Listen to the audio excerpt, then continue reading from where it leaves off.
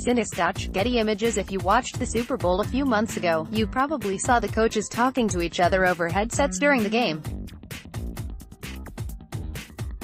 What you didn't know is that during the 2016 season, the NFL made Major League-wide improvements to its radio frequency technology, both to prevent interference from media using the same frequency and to prevent tampering. This was a development led by John Cave, VP of Football Technology at the National Football League. It's been incredibly helpful to the coaches. But it might never have been built, or at least Cave wouldn't have built it, had it not been for his boss, Michelle McKenna-Doyle, CIO of the NFL.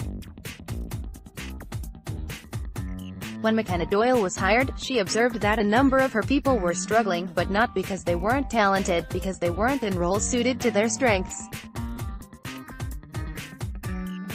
After doing a deep analysis, she started having people switch jobs. For many, this reshuffling was initially unwelcome and downright uncomfortable. Such was the case with Cave. Cave had the talent to create products and build things.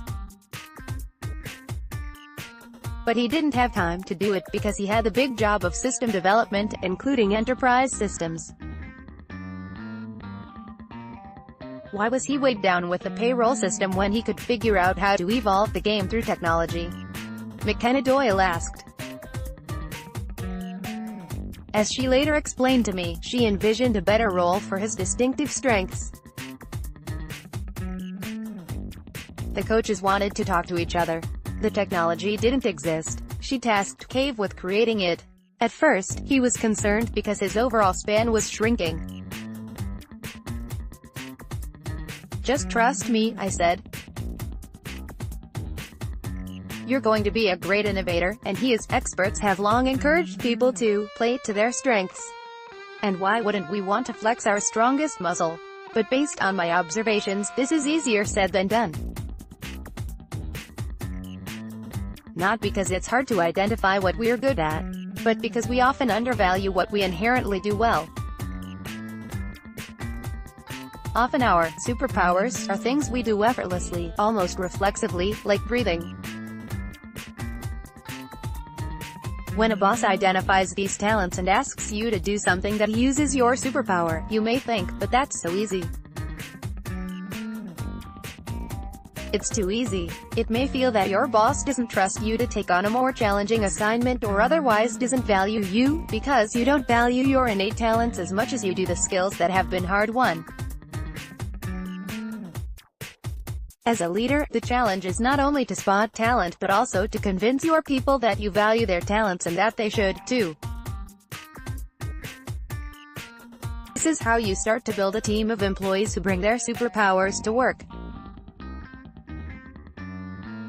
Begin by identifying the strengths of each member of your team. Some of my go-to questions are, what exasperates you? This can be a sign of a skill that comes easily to you, so much so that you get frustrated when it isn't to others. I'm weirdly good at remembering names, for example, and often get annoyed with others who don't. I have a terrible sense of direction, however, and probably irritate other people who intrinsically sense which way is north. What compliments do you dismiss? When we are inherently good at something, we tend to downplay it. "Oh, it was nothing," we say, and maybe it was nothing to us. But it meant something to another person, which is why they're thanking you. Notice these moments. They can point to strengths that you underrate in yourself but are valuable to others. What do you think about when you have nothing to think about? Mulling over something is a sign that it matters to you. Your brain can't help but come back to it.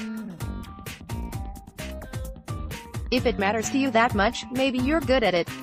In group settings, I'll also ask people why they hired so-and-so, what that person's genius is.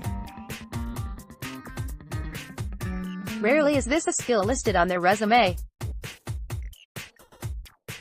When people bring up new ideas, you can ask them, will this leverage what you do well? Are you doing work that draws on your strengths? Are we taking on projects that make the most of your strengths? Once each person has identified their strengths, make sure everyone remembers them. Brett Gerstenblatt, VP and Creative Director at CVS, has his team take a personality assessment, then post their top 5 strengths on their desk. Brett wants people to wear their strengths like a badge. Not to tell others why they're great, but to remind them to use them. Diana Newton-Anderson, an entrepreneur-turned-social good activist, shares a story of her college basketball coach, who had her team take shots from different places on the court: the key, the elbow, the paint. He would record their percentages, and then had every person on the team memorize those percentages. This would allow the team to literally play to each other's strengths. You can do something similar with your team. As with McKenna Doyle, building a team that can play to their strengths begins with analysis. Observe people, especially when they are at their best. Because some will undervalue what they do well, it may be up to you to place a value on what they do best. Understanding and acknowledging each person's strengths can be a team-building exercise. Then you can measure new ideas, new products, and new projects against these collective superpowers, asking, are we playing to our strengths? When people feel strong, they are willing to venture into new territory, to play where others are not, and to consider ideas for which there isn't yet a market.